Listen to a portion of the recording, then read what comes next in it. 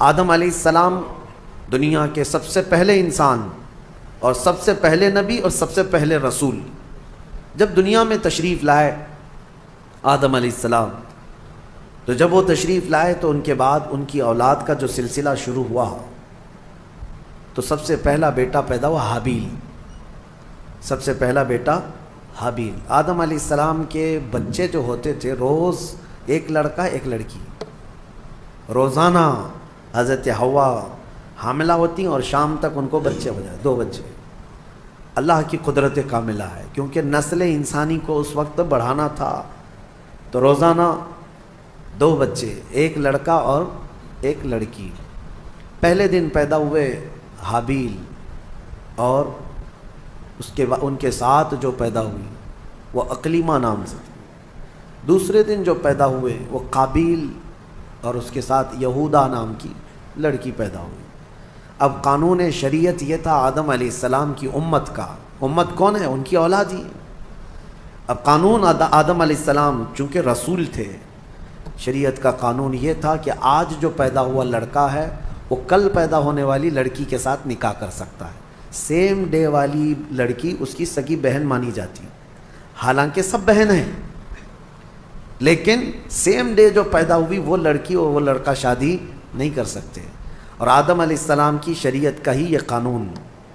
میں یہاں رک کر کے تھوڑی بات بتانا چاہوں گا۔ آج جو لڑکا پیدا ہوا ہے وہ کل جو لڑکی پیدا ہو رہی ہے، یہ دونوں بھائی بہن ہیں یا نہیں؟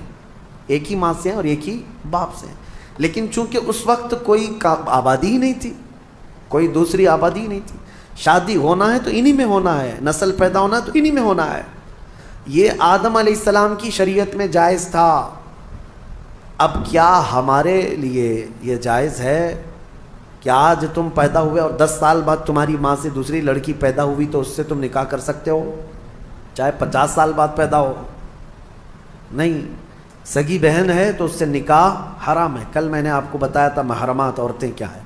یہ بات میں اس لیے آپ کے سامنے رکھ رہا ہوں کہ کچھ لوگ جو اپنے آپ کو صوفی کہتے ہیں اور تصوف کا لبادہ اوڑھ کر کے ابھی ایک بہت بڑا ڈھکوسلا چل رہا ہے لوگوں میں گمراہی لانے کے لیے، ان کو شریعت سے کوئی مطلب نہیں ہے۔ وہ کہتے ہیں ہم طریقت والے ہیں، وہ معرفت والے ہیں۔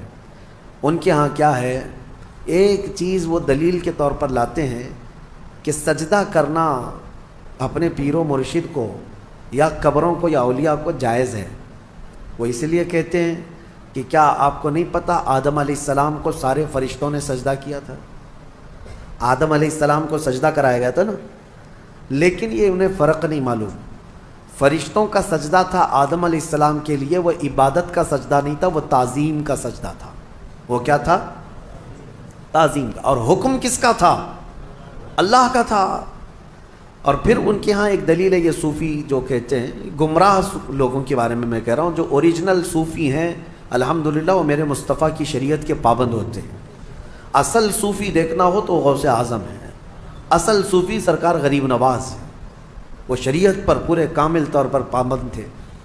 اور ایک دلیل وہ یہ دیتے ہیں کہ یوسف علیہ السلام کو ان کے باپ اور ان کے 11 بھائی سارے لوگوں نے سجدہ کیا تھا، وہاں بھی وہ تعظیم کا سجدہ تھا۔ پہلی شریعتوں میں تعظیم کا سجدہ جائز تھا، لیکن میرے مصطفیٰ کی شریعت میں تعظیم کا سجدہ بھی جائز نہیں، تعظیم کا سجدہ بھی جائز نہیں۔ نہ کسی پیر کو، نہ کسی فقیر کو، نہ کسی ولی کو، کسی کو بھی سجدہ کرنا جائز نہیں ہے۔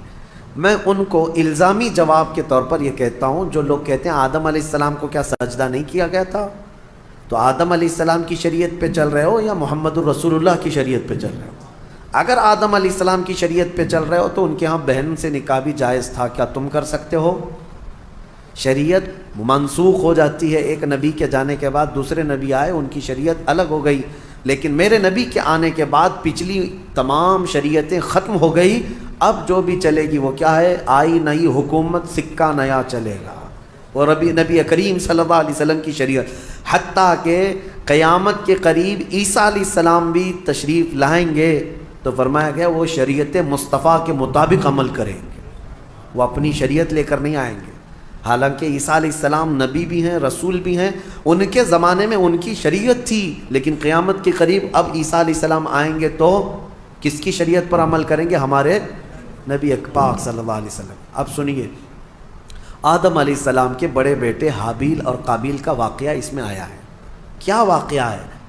ہوا یہ کہ حابیل کے ساتھ جو لڑکی پیدا ہوئی ان کے ساتھ نکاح نہیں جائز تھا۔ دوسرے دن جو لڑکی پیدا ہوئی یہودا، اس کے ساتھ حابیل کا نکاح ہونا تھا، اور قابیل جو دوسرے دن والا ہے اس کا نکاح پہلے دن والی لڑکی سے ہونا تھا۔ لیکن مسئلہ یہ تھا کہ قابیل کو یعنی چھوٹے بھائی کو اپنے ساتھ جو پیدا ہوئی وہ لڑکی زیادہ پسند تھی، وہ خوبصورت بھی زیادہ تھی، وہ لڑکی زیادہ خوبصورت تھی، اور اسے اپنے ساتھ پیدا ہوئی لڑکی سے ہی شادی کرنا تھا۔ آدم علیہ السلام نے منع فرما دیا کہ اللہ کا حکم ہے تم اس سے نکاح نہیں کر سکتے، اس لیے کہ یہ تمہاری سگی بہن ہے۔ دنیا میں سب سے پہلا فتنہ عورت کی وجہ سے ہوا، سب سے پہلا فتنہ۔ دونوں بھائیوں میں شدید اختلاف پیدا ہو گیا، حابیل اور قابیل میں اتنا شدید اختلاف پیدا ہوا کہ ایک لڑکی سے نکاح کرنا ہے، شادی کرنا ہے۔ اس شادی کے چکر میں دونوں کا جھگڑا بھی ہوا، یہاں تک کہ آدم علیہ السلام نے حکم دیا دونوں کو کہ تم دونوں ایک ایک قربانی کرو جانور، اور کھلے میدان میں لا کر کے اپنی اپنی قربانی رکھو۔ جس کی قربانی قبول ہو گئی وہ حق پر ہے، اور قبول ہونے کا طریقہ کیا ہے؟ آسمان سے کوئی چیز آئے گی اور جس کی قبول ہے وہ قربانی اٹھا کر لے جائے گی۔ یہ واقعہ بھی قرآن پاک میں موجود ہے۔ تو دونوں نے ایک ایک قربانی کی، حابیل نے بھی اور قابیل نے بھی۔ دیکھیں فیصلہ اب یہ سیدھے اللہ کی طرف سے آنا ہے۔ دونوں نے کھلے میدان میں اپنی قربانی کو ڈال دیا، جو ذبح کیا تھا انہوں نے۔ تھوڑی دیر کے بعد آسمان سے ایک آگ آئی، اور حابیل جو بڑے بیٹے کی قربانی تھی اس کو آگ اٹھا کر آسمان میں غائب ہو گئی، وہ اس کی قربانی غائب ہو گئی۔ اب یہ واضح علامت تھی کہ حابیل حق پر ہے، اور اللہ کا قانون بھی یہی ہے، لیکن قابیل کو نہ ماننا تھا، نہیں ماننا۔ عورت کی محبت دل میں ایسی رچ بس گئی تھی کہ وہ اس حقیقی نشانی کو دیکھنے کے بعد بھی وہ نہ مانا، کہا کہ میں نہیں مانوں گا۔ آدم علیہ السلام نے بہت سمجھایا کہ حد سے نہ بڑھو، اللہ تبارک و تعالی حد سے بڑھنے والوں کو پسند نہیں کرتا۔ پھر ہوا یہ کہ آدم علیہ السلام حج پہ چلے گئے، خانہ کعبہ کی زیارت کے لیے اللہ کا حکم ہوا، آدم علیہ السلام چلے گئے۔ اب یہ واقعہ کہاں پیش آیا تھا، اس میں تاریخ میں الگ الگ باتیں آتی ہیں، لیکن بہت سارے علماء کا کہنا ہے کہ یہ واقعہ ہندوستان میں ہی پیش آیا تھا، کیونکہ آدم علیہ السلام کی سرزمین جو ہے، سب سے پہلے جو جنت سے آپ اترے سرندیپ پہاڑ جو سری لنکا پہ ہے، تاریخی روایات یہ بتاتی ہیں آدم علیہ السلام وہاں اتارے گئے تھے۔ سری لنکا کوئی الگ کنٹری نہیں تھی، وہ انڈیا میں ہندوستان میں تھا، اور اسی سے پتہ چلتا ہے کہ پورا ہندوستان ہمارے باپ کا ہے۔ حقیقت ہے یعنی سب کے باپ کا ہے، آدم علیہ السلام ہمارے باپ ہیں، پوری دنیا کے باپ ہیں۔ تو یہ واقعہ جب پیش آیا، آدم علیہ السلام جب حج پہ چلے گئے، تو اب دونوں کے درمیان جو لڑکی کو لے کر اختلاف تھا وہ کیا ہوا، کہاں تک چل گیا۔ اب شیطان آیا، سب سے پہلے انسانوں کو بہکانے اور ورغلانے کا جو چیلنج کر کے آیا تھا اللہ کی بارگاہ سے۔ اللہ تعالیٰ نے اس کو آدم علیہ السلام کو سجدہ نہ کرنے کی وجہ سے مردود کر دیا تھا، نکال دیا تھا، اور اس نے اللہ کو یہ چیلنج کیا تھا کہ آدم کی جتنی اولاد پیدا ہوگی سب کو میں گمراہ کروں گا، کبھی ان کے سامنے سے، کبھی بائیں سے، کبھی دائیں سے، کبھی پیچھے سے آ کر میں ان کو بہکاؤں گا، تیرے سیدھے راستے پر کسی کو چلنے نہیں دوں گا۔ یہ اللہ سے اس نے چیلنج کیا تھا، اور اللہ نے فرمایا جا تجھے قیامت تک کی عمر دیتا ہوں، قیامت تک کی تجھے عمر ہے، جتنی کوشش کر سکتا ہے کر۔ لیکن رب تعالیٰ نے فرمایا میرے کچھ مخلص بندے ایسے ہوں گے جن پر تیرا داؤ نہیں چل سکے گا۔ اللہ ہمیں ان مخلص بندوں میں شمار فرمائے۔ شیطان پہلی مرتبہ آیا، دونوں بھائیوں کے بیچ میں دیکھا لڑکی کو لے کر کے اختلاف ہے، تو یہاں آگ لگانا اب اس کا کام تھا۔ اس نے آ کر کے قابیل کو کہا تیرے لیے اچھا سا راستہ میں کیوں نہ بتاؤں، تیرے حق میں وہ لڑکی اچھی ہے، تجھے کرنا ہی چاہیے تھا، تیرا باپ بھی مخالف ہے، تیرا بڑا بھائی بھی مخالف ہے، لہذا ایک کام کر، اس تیرے بڑے بھائی کو دنیا سے ہی ختم کر دے، راستہ صاف ہو جائے گا۔ اس وقت تک ابھی موت نہیں معلوم کسی کو، پیدا تو ہوئے تھے لیکن موت ابھی تک کسی کی نہیں آئی ہے، نہ ہی مرنا معلوم نہ ہی مارنا معلوم تھا۔ تو قابیل کو آ کر کے ابلیس نے، شیطان نے طریقہ بتایا. قابیل نے پوچھا میرے بھائی کو اگر ہمیشہ کے لیے میں راستے سے ہٹانا چاہوں تو کیا کرنا ہے؟ تو ابلیس نے ایک بہت بڑا پتھر اٹھا کر کے دکھایا، کہا کہ اس طرح پتھر اٹھاؤ اور اس کے سر پر مار دو. تو حابیل ایک جگہ پر بیٹھا ہوا تھا، اسے بھی خبر نہیں تھی کہ بھائی اپنی موت کا سبب بنتا ہے. تو قابیل جو چھوٹا بھائی تھا، لڑکی کے عشق میں جو پاگل تھا، پتھر اٹھایا اور لے جا کر اپنے بڑے بھائی کے سر پر پیچھے سے دے مارا. جیسے ہی مارا تو وہ سر پھٹ گیا اور بڑے بھائی کا اسی جگہ پر انتقال ہوا. دنیا کا پہلا مرڈر ہے، دنیا کی پہلی موت اور دنیا کا پہلا قتل کس نے کیا؟ چھوٹے بھائی نے بڑے بھائی. کس کے لیے کیا وہ بھی پتہ ہے، عورت کے لیے کیا. ہوا یہ کہ قتل کرنے کے بعد اب یہ تک نہیں پتہ تھا اس کو کہ کرنا کیا اس لاش کا. اللہ فرماتا ہے فَبَعَثَ اللَّهُ غُرَابًا يَبْحَثُ فِي الْأَرْضِ. اللہ تعالیٰ نے کوے کو بھیجا. کوا، دو کوے آسمان سے اڑتے ہوئے آئے. ایک کوا دوسرے کوے کو ٹھونک مارتا تھا. لڑائی دونوں کی چل رہی تھی، دونوں کووں کی لڑائی چل رہی. قرآن میں اللہ نے بیان فرمایا اس میں لڑتے لڑتے ایک کوے نے دوسرے کوے کو اتنا مارا کہ زمین پر گر گیا. ایک کوا مر گیا، دوسرا کوا بیٹھا تھا. ایک زندہ کوا ہے اور ایک مردہ کوا ہے. کوے بھی دونوں بھائی ہوں گے اور کیا پتہ وہ بھی کسی لڑکی کے لیے لڑ رہے ہوں، لیکن یہ تو تفسیر میں نہیں ہے. کیوں لڑ رہے تھے یہ تو نہیں معلوم. لڑے اور مارا بھی ایک کوے نے اور مر گیا دوسرا کوا. تو رب تعالیٰ فرماتا ہے پہلے کوے نے اپنے پیروں سے زمین کھودنا شروع کیا. کچھ زمین کھودا اور مرے ہوئے کوے کو اس گڑھے میں دھکیل دیا اور پھر پیروں سے اس کے اوپر مٹی ڈال دیا. تو قابیل وہ کووں کی اس حرکت کو دیکھ رہا تھا. اس کے بعد اسے یہ پتہ چلا کہ اپنے مرے ہوئے بھائی کو اس طرح زمین میں چھپا دینا چاہیے. تو پہلی مرتبہ قابیل نے خود قبر کھودی اور حابیل کو اس کے اندر دفن کر دیا اور اس پر مٹی ڈال دیا. یہ دنیا کا پہلا قتل تھا ایک عورت کے حصول کے لیے، لیکن بتایا گیا کہ اس قابیل کو بھی وہ عورت نہیں مل سکی. آدم علیہ السلام جب تشریف لائے تو شریعت کا حکم عدولی اور پامالی کرنے کے سزا دی گئی اس شخص کو، قابیل کو. عورت نہ اس کو ملی نہ اس کو ملی. یہ دنیا ایسی ہے جس کو امام اہل سنت فاضل بریلوی رحمۃ اللہ علیہ نے کیا ہی بہترین انداز میں فرمایا، شہد دکھائے زہر پلائے، قاتل ڈائن شوہر کش، اس مردار پہ کیا للچائے، دنیا دیکھی بھالی ہے. ہاں یہ شہد دکھتا ہے، ہوتا زہر ہے. اب اس کے بعد آیت جو آئی ہے وہ ہمارے لیے سب سے بڑی عبرت کی آیت. رب تعالیٰ فرماتا من اجل ذالک کتبنا علی بنی اسرائیل.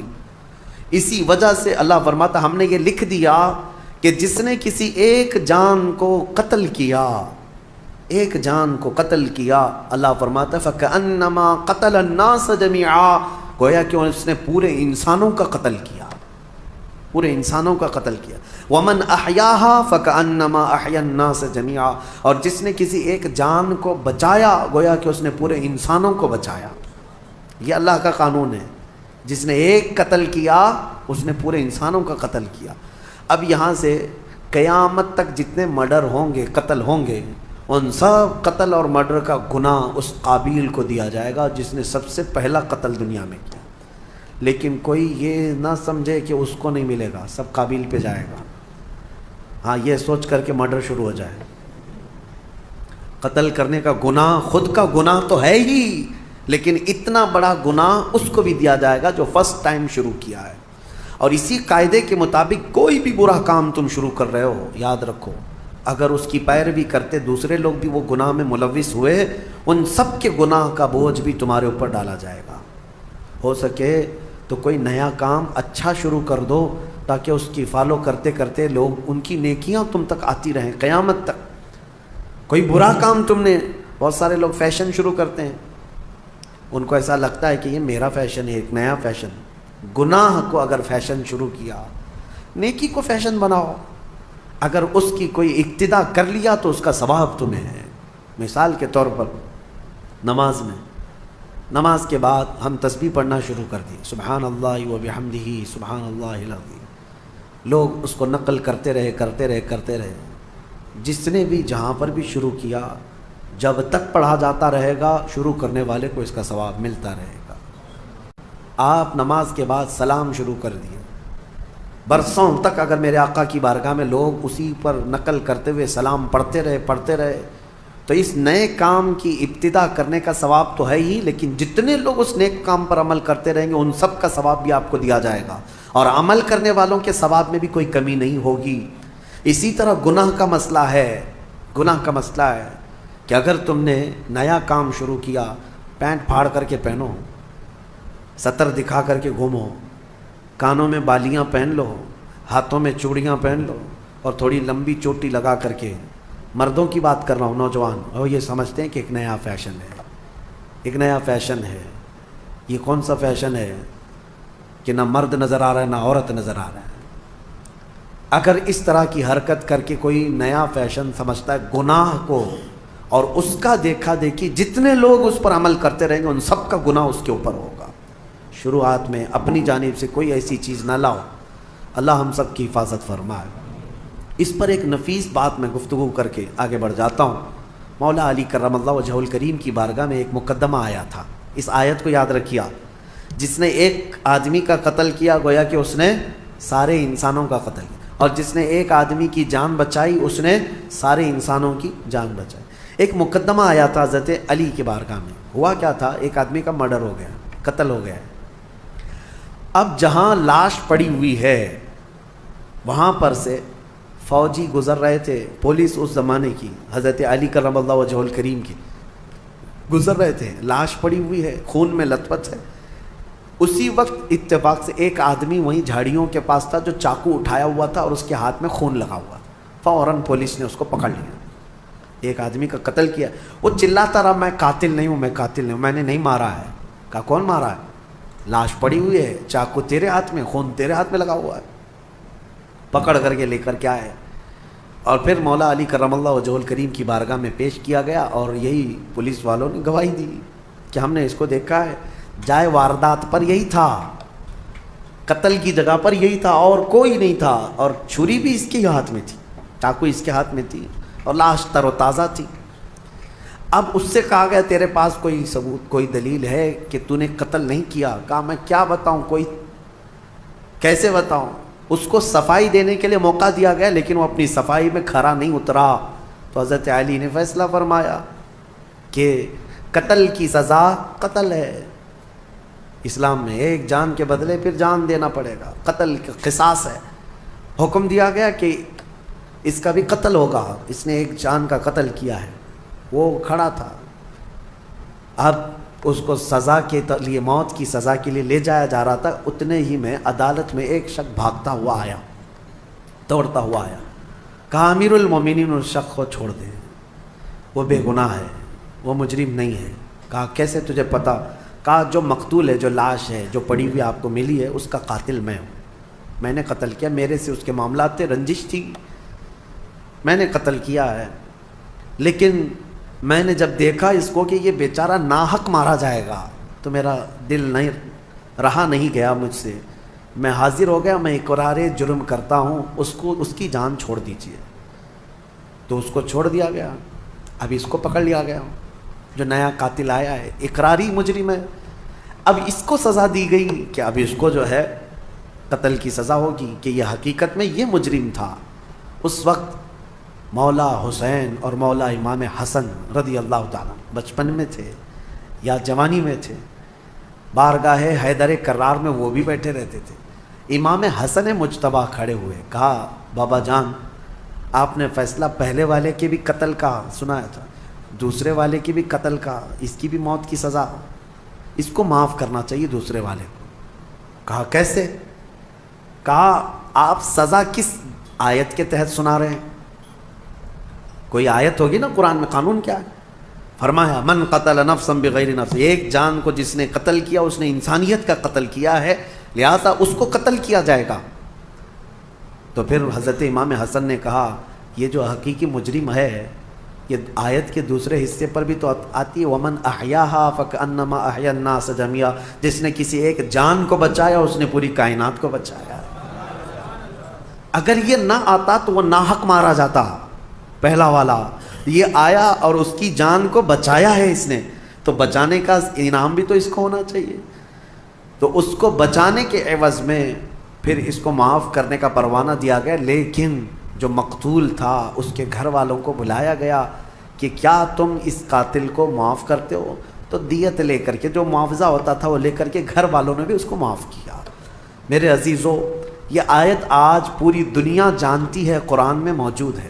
ہم مصر میں تھے پڑھنے کے زمانے میں، اس آیت کو دہرا رہا تھا امریکی پریزیڈنٹ اس وقت اوباما، وہاں پر آیا ہوا اور وہ یہ آیت کو بار بار پڑھ رہا تھا اور بتا رہا تھا کہ اسلام میں یہ ہے کہ ایک قتل جس نے کیا گویا کہ پوری انسانیت کا قتل کیا، اور جس نے ایک آدمی کو بچایا اس نے پوری کائنات کو بچایا۔ وہ بڑے بھاشن تھے، لیکن ہم یہ سوچ رہے تھے جو اسلام کی اتنی باریکی کو جانتے ہیں اور پھر دہشت گردی کا لیبل اسلام کے اوپر تھوپتے کیوں ہیں؟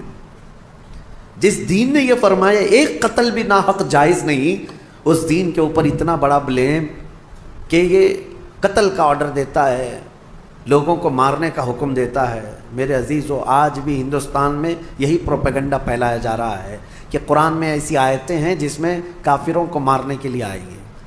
ہاں آئی ہیں، میں انکار نہیں کرتا، آئی ہیں۔ اللہ تعالیٰ نے فرمایا جہاں پاؤ مارو، ہے یہ آیت بہت چبھتی ہے۔ حیث وجدتموہم فاقتلوہم حیث وجدتموہم، جہاں پاؤ قتل کر دو۔ اب اس کو سن کر کے پڑھ کر کے لوگوں کو وہ لگتا ہے کہ قرآن میں قتل کرنے کا حکم آیا، قتل کرنے کا حکم آیا، اتنا واویلا مچاتے ہیں، اتنا ڈھنڈورا پیٹتے ہیں۔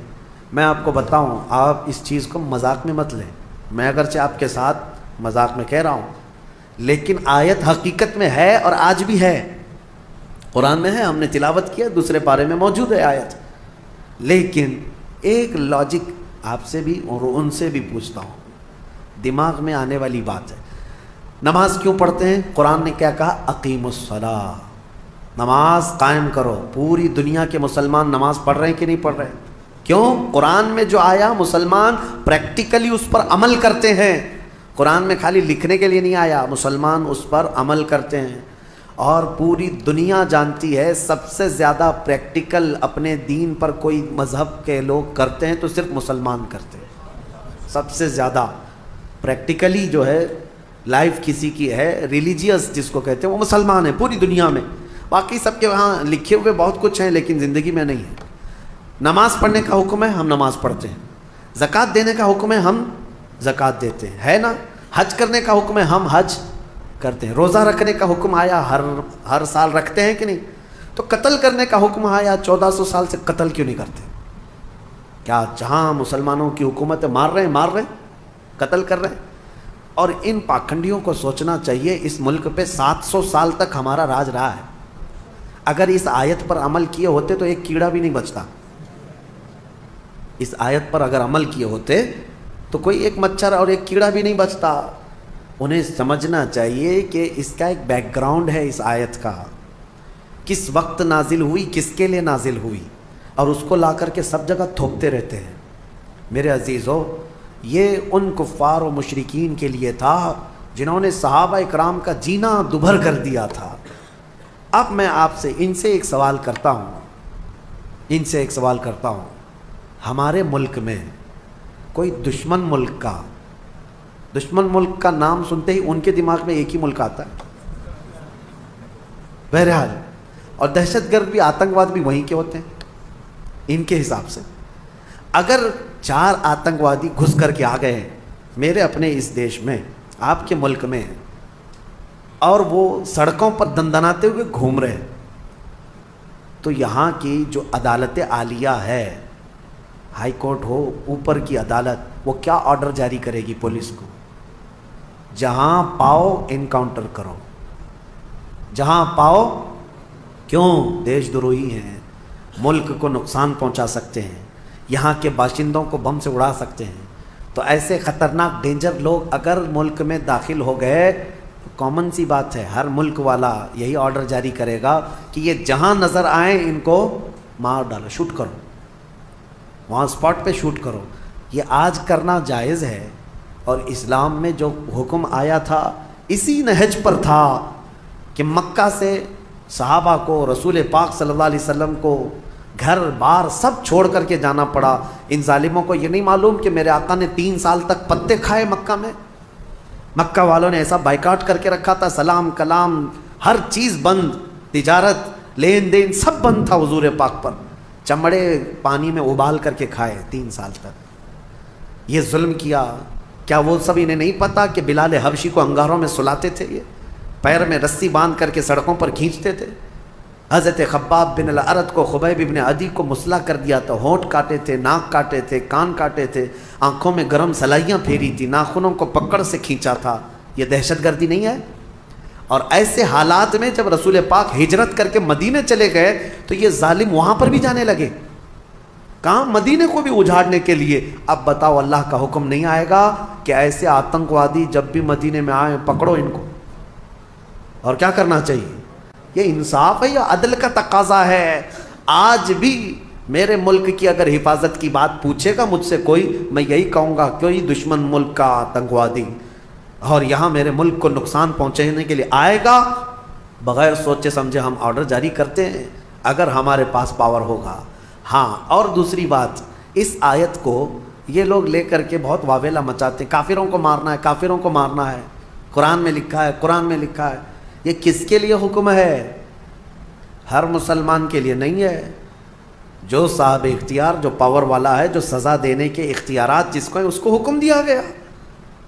چوری کرنے پر قرآن میں ہاتھ کاٹنے کی بھی سزا ہے، لیکن یہ نہیں ہے کہ ہمارے گھر میں چور رات میں پکڑا گیا اور میں چاقو لے کے رات میں کاٹ ڈالوں، یہ نہیں ہے۔ اسلامی حکومت بھی ہے تو چور کو پکڑو اور لے جاؤ حاکم کے پاس پیش کرو، حاکم پھر سزا دے گا، یہ نہیں کہ ہر گھر والے چاقو لے کے بیٹھے رہے۔ تو اسلام میں سزا دینے کے بھی جو احکام ہیں وہ حکام سے ریلیٹڈ ہیں، جو صاحب اختیار ہے وہ سزا دیں گے۔